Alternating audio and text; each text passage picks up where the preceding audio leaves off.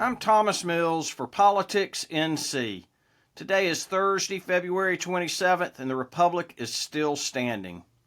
A friend of mine used to say that his political heroes were Robin Hood and Huey Long. Robin Hood stole from the rich and gave to the poor.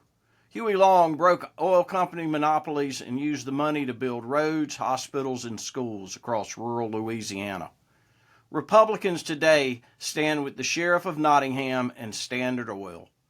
This week, Republicans in Congress passed a resolution setting the parameters of their budget bill.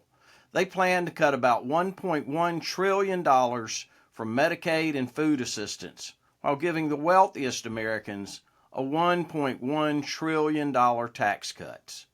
In other words, they're like Robin Hood in reverse, taking from the poor to give to the rich. You know, because Elon Musk needs a little more money.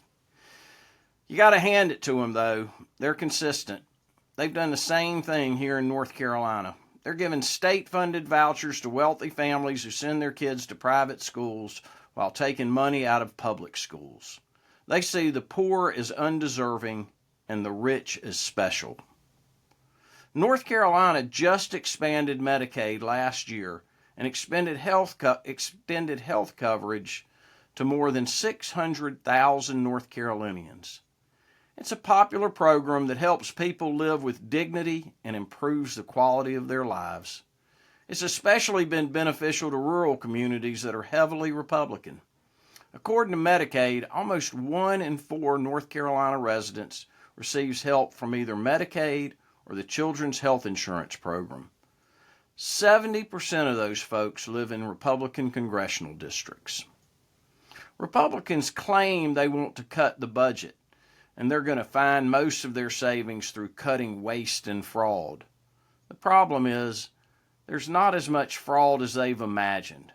As for waste, it reminds me of the old saying, one person's trash is another person's treasure. If there's a dialysis center in a rural county that only sees a few people a week, that may look like waste to a guy like Elon Musk.